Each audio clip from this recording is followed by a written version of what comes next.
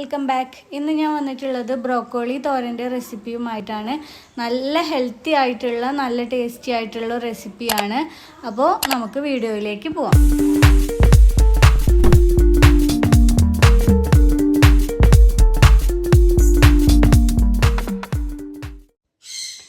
അപ്പോൾ നമുക്ക് ബ്രോക്കോളി തോരൻ ഉണ്ടാക്കാനായിട്ട് തുടങ്ങാം. ഇതിനായിട്ട് ഞാനിവിടെ ഒരു മുഴുവനായിട്ടുള്ള ബ്രോക്കോളിയാണ് എടുത്തിട്ടുള്ളത്.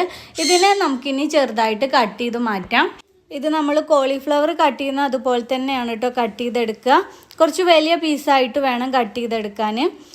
ബ്രോക്കോളിയുടെ വിറ്റാമിൻ ഗുണങ്ങൾ എന്ന് പറഞ്ഞാൽ ഒരുപാടാണ്. ഫൈബർ റിച്ച് ആണ് കേട്ടോ ഇത്. അപ്പോൾ ഇത് കുട്ടികൾക്കൊക്കെ ഉണ്ടാക്കി കൊടുക്കുകയാണെങ്കിൽ ഏറ്റവും നല്ലതാണ്.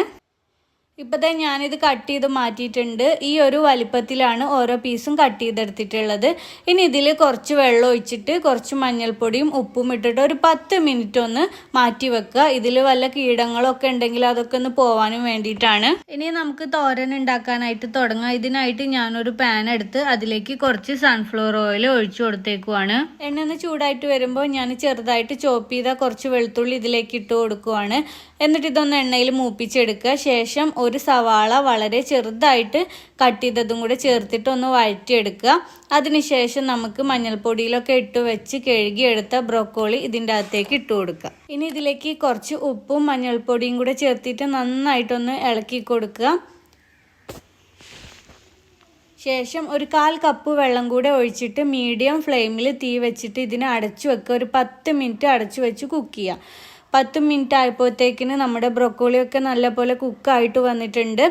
ഇനി നമുക്ക് ഇതിൻ്റെ നടുവിലായിട്ട് നമുക്ക് 2 മുട്ട ഒന്ന് പൊട്ടിച്ച് ചേർക്കണം. അതിനായിട്ട് ഇതുപോലെ ഇതിൻ്റെ നടുവശത്ത് കുറച്ച് സ്പേസ് ഉണ്ടാക്കിയെടുക്കുക. എന്നിട്ട് ഇതിൻ്റെ അകത്തേക്ക് 2 മുട്ട ഒന്ന് പൊട്ടിച്ച് ഒഴിച്ചു കൊടുക്കുക.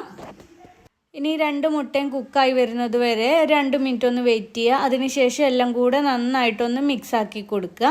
എന്നിട്ട് ഇതിൻ്റെ മുകളിലേക്ക് ക്രഷ് ചെയ്ത കുരുമുളകും കൂടെ ചേർത്ത് മിക്സാക്കി കഴിഞ്ഞാൽ നമ്മുടെ ഹെൽത്തി ആയിട്ടുള്ള ബ്രോക്കോളി തോരൻ ഇവിടെ റെഡി ആയിട്ടുണ്ട്.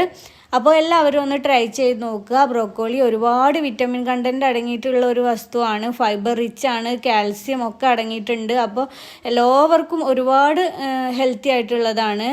അപ്പോൾ എല്ലാവരും ട്രൈ ചെയ്ത് നോക്കുക. എന്നിട്ട് ഈ വീഡിയോ നിങ്ങൾക്ക് ഇഷ്ടമായിട്ടുണ്ടെങ്കിൽ ലൈക്ക് ചെയ്യുക, ഷെയർ ചെയ്യുക. അതുപോലെ എൻ്റെ ചാനൽ സബ്സ്ക്രൈബ് ചെയ്തിട്ടില്ലെങ്കിൽ പ്ലീസ് ഒന്ന് സബ്സ്ക്രൈബ് ചെയ്തേക്കണേ. അപ്പോൾ നമുക്ക് പുതിയൊരു വീഡിയോയുമായിട്ട് വീണ്ടും കാണാം.